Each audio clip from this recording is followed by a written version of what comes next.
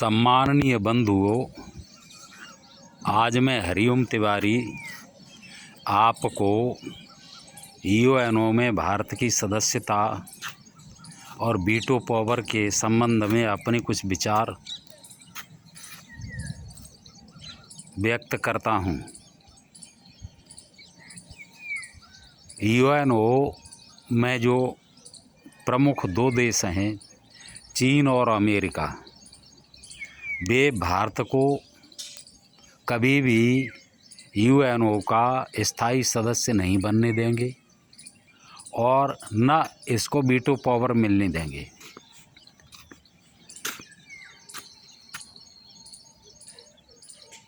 तो भारत को अब करना क्या चाहिए?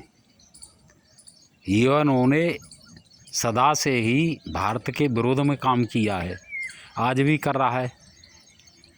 वीटो पावर का भारत के विरोध में दुरुपयोग हुआ है और हो रहा है।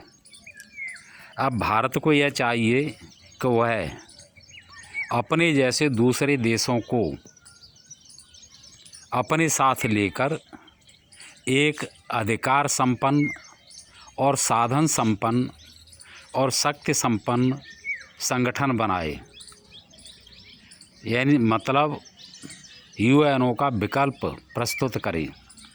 भारत, जापान, जर्मन, ब्राज़ील, दक्षिण अफ्रीका के देशों को मिला करके एक अच्छा संगठन बनाए और उसके लिए काम करे। यदि भारत ऐसा कर लेता है तो फ्रांस का और रूस का साथ मिल जाएगा। रही इंग्लैंड की बात, तो आज इंग्लैंड का कोई ज़्यादा मतलब नहीं रह गया है।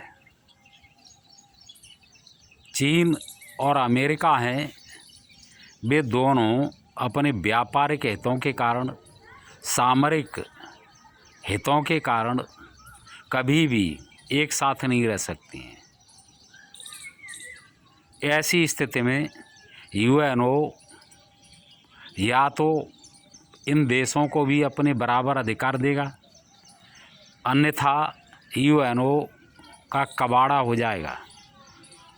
वह इतिहास के गर्त में चला जाएगा। यदि मेरी बात भारत के नेताओं की समझ में आ जाए तो अच्छी बात है, लेकिन इनकी समझ में बात आती नहीं है। तब आती है जब बहुत देर हो चुकी होती है और उसका कोई मतलब नहीं रहता है। क्रिप्टो वाला मामला है, इस बात को 16 साल हो गए और आज भारत के 10 करोड़ लोग इससे जुड़े हैं, लेकिन सरकार है कि इस पर ध्यान ही नहीं दे रही है।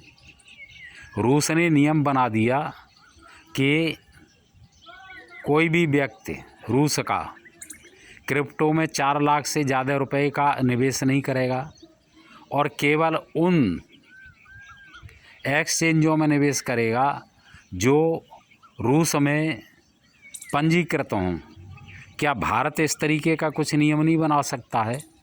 अपने 10 करोड़ जो लोग हैं, इंटरनेट को चला रहे हैं, उनका फ़ायदा नहीं ले सकता है? लेकिन ये तो ये चाहते हैं कि इनको पैसा मिल जाए, बाकी जो व्यक्ति हैं वो डूब जाएं।